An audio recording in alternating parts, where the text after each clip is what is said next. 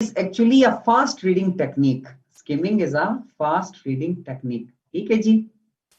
और इसमें आप करते क्या हैं? स्किमिंग में आप basically you try to get the central theme of the passage और the central theme of the writing by reading selectively but quickly. कैसे, वो मैं आपको थोड़ा सा समझाता हूँ. स्टूडेंट्स, मिसाल के तौर पर ये आपके सामने मैं पैसेज लेकर आऊंगा and I would request you to skim. ये पैसेज है जी, ये दिस इज द पैसेज.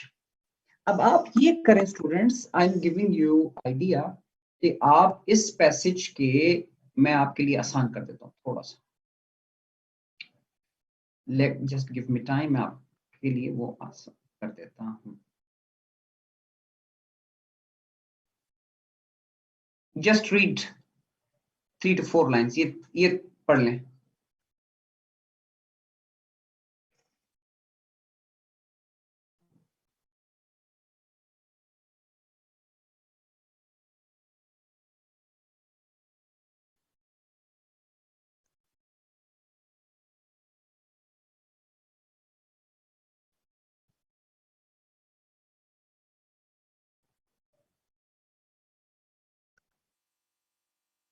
जिस एरिया को मैंने आपके लिए हाईलाइट किया है, जस्ट रीड these sentences. सोच के पढ़िएगा. Just first of all read the first paragraph.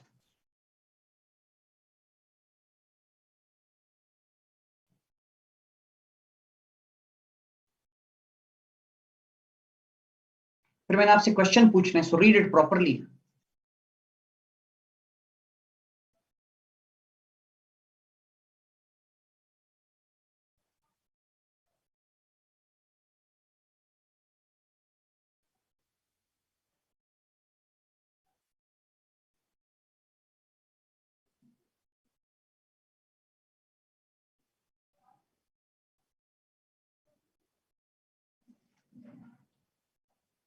Did you read? पढ़ लिया आपने? सबने पढ़ लिया फर्स्ट पैराग्राफ, पहले चंद लाइन और आखिरी 2 लाइन? अभी मैंने क्वेश्चन पूछना है आप लोगों से. Are you ready for the question?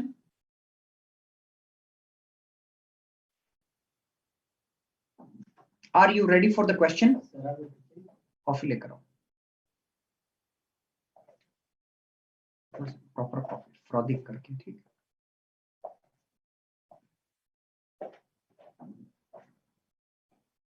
Ji. Students आप जवाब दें. Raise up your hands. New students, I would request कि न्यू स्टूडेंट्स मुझे जवाब दें. चैट बॉक्स में नहीं, आपने जवाब देना है मुझे थ्रू वॉइस मैसेज. जी Mohammad Tauseeq. Mohammad Tauseeq, I am giving opportunity to you. Unmute किया मैंने आपको. जी सर. जी प्लीज. सर इसमें ये बात की गई है कि जो हमारी सिविलाइजेशन है सर, उसको मतलब नहीं पता उसके मतलब नॉलेज जो है ना उसके बारे में. ठीक. कि दूसरी बात ये की जा रही है कि मतलब साइंस जो है हमें पावर, मतलब उसने हमें इतनी पावर दी है कि हम मतलब ग्रेटर थिंग्स को हम सोच सकें, कर सकें, लेकिन हम स्टिल उसको स्मॉल चिल्ड्रंस की तरह यूज करते हैं अपने नॉलेज को. फिर इसने यहाँ पे एग्जांपल दी हुई है sir, we do not know how to manage our, जो मशीन के बारे में बात की गई है सर यहाँ पे, कि जैसे ओके. कि मशीन सर मैन सर्वेंट थी, लेकिन हम उस पे इतना रिलाई करने लग गए कि हमें मतलब हम उस पे इतने डिपेंडेंट हो गए कि हम छोटा सा छोटा भी काम होता था तो हम उस पे डिपेंडेंट होके ही करते हैं. तो लास्ट में ये बात की जा रही है कि already most main spend more of their life looking after waiting upon machine. मतलब सर वही बात की जा रही है कि अब ऐसा हो कि हम इतने डिपेंडेंट हो गए कि हम जो भी काम होता है हम मशीन पे डिपेंड होके करते हैं. Okay, okay. Another student, good answer. Or someone else?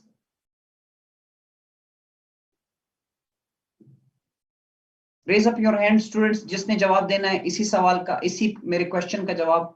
Come on. Raise up your hand, students. Who wants to give me the answer? Shakeel Ahmad, आपको पहले मैंने चांस दिया था. तमीना आपको अपॉर्चुनिटी देता हूं. जी तमीना. जी सर.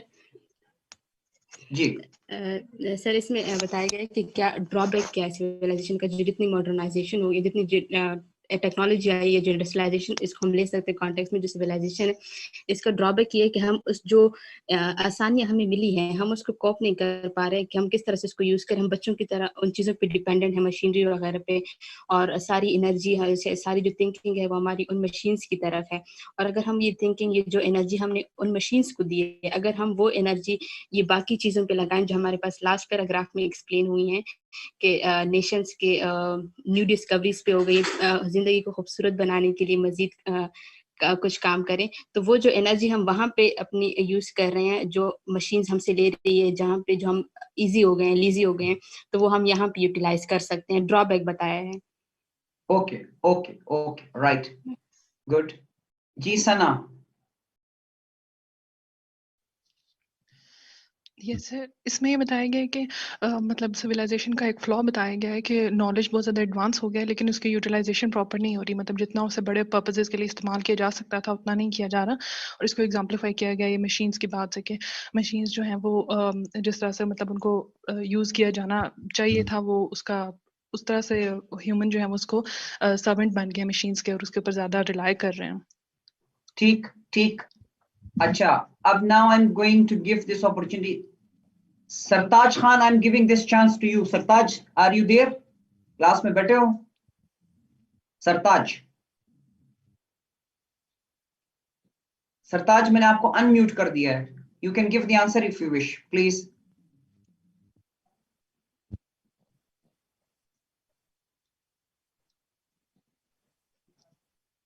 लगता है सरताज इज नॉट देयर। ना तो सर है ना तो ताज है। Okay, no worries, no worries. अच्छा जी स्टूडेंट्स, आप लोगों ने ये क्या किया है जो मैंने आपको ये बताया ना, ये स्ट्रेटजी, ये जो स्किमिंग मैंने आपसे कही, skimming is basically a fast reading technique through which you get the general idea. General idea आप कैसे लेते हैं मैं आपको बता देता हूँ। जनरल आइडिया लेने के लिए स्टूडेंट्स आप पैसेज के पहले चंद लाइन को अंडरलाइन करें और पढ़ें समझ के, और आखिरी 2 लाइंस को पढ़ें पैराग्राफ के, फिर नेक्स्ट पैराग्राफ को पढ़ें, और फिर नेक्स्ट उसके एंड वाले पैराग्राफ को पढ़ें।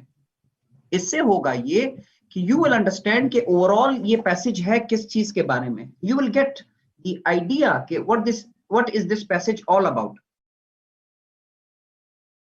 अब मैं आपको थोड़ा सा एक्सप्लेन करने की कोशिश करता हूं, यू विल अंडरस्टैंड दैट। अब जरा सुनिएगा मुझे और जरा समझने की कोशिश कीजिएगा। इसका पहला सेंटेंस है the third defect of our civilisation. इसका मतलब है this passage has been taken from essay या एनी सोर्स जिसमें डिफेक्ट्स ऑफ सिविलाइजेशन पे बात हो रही थी। 2 डिफेक्ट्स पे पहले बात हो गई है और तीसरे पे बात हो रही है। So this passage is actually about the defects of our civilisation and the third defect of civilization. The third defect of civilization is that it does not know what to do with its knowledge. जो हमारी civilisation है, in this civilization we do not know what to do with its knowledge. इंसान जो है उसको properly नहीं कर रहा इस्तेमाल। उसकी एग्जांपल क्या है? We don't know how to manage machines. So the third defect of our civilization is that we don't know how to utilize our knowledge, what to do with our knowledge. The example is mismanagement of machines. इंसान ने mismanagement कर लिया, so machines became servants and machines became masters and human beings became servants. ये just 3-4 line जो पढ़ी उससे समझ आ गई कि यार ये थीम है। Next, and this brings me to the point at which I asked, what do we all do with the time machines have saved for us? The new energy they have given us. On whole, it must be admitted, we do very little for most of our time and energy to make more machines and better machines. अब सवाल ये है कि वो कह रहा है कि जो टाइम हमें मिली, जो एनर्जी हमें मिली, जो लेजर मिला मशीन की मदद से, what are we doing it? हम और मशीन्स बना रहे हैं। तो it means we are not positively utilising the time and the energy given by the machine. ये पहले लाइनों से पता चला। एंड पे क्या लिखा हुआ है? वो कहता है if he will give his time and energy which his machines have von from him to making more beautiful things, to finding out more about the universe, etc., etc., I think our civilization would undoubtedly be greater. तो second paragraph में बात हो रही है कि जो machine ने हमें टाइम और एनर्जी दी है, अगर हम उसको पॉजिटिवली यूटिलाइज करें तो then our civilisation will become greater by in the shape of doing beautiful things. क्या ख्याल है? समझ आई आप लोगों को ये बात? Did you understand it? सबको समझ आई कि नहीं? So this is actually the blessing of the skimming. यानी कि कम वक्त में कम टाइम में आप पहले वाले चंद लाइन पढ़ लें, आखिरी वाले पैराग्राफ की कुछ लाइन, फर्स्ट लाइन कुछ लाइन पढ़ लें, फिर लास्ट लाइन उसी पैराग्राफ के, फिर 2-3 लाइन शुरू के, फिर आखिर के कुछ लाइन, इससे you will probably get the maximum idea out of the passage. चलिए जी, this was called skimming. Skimming हो गई. Now we are going to go for another thing, scanning. What do you mean by scanning?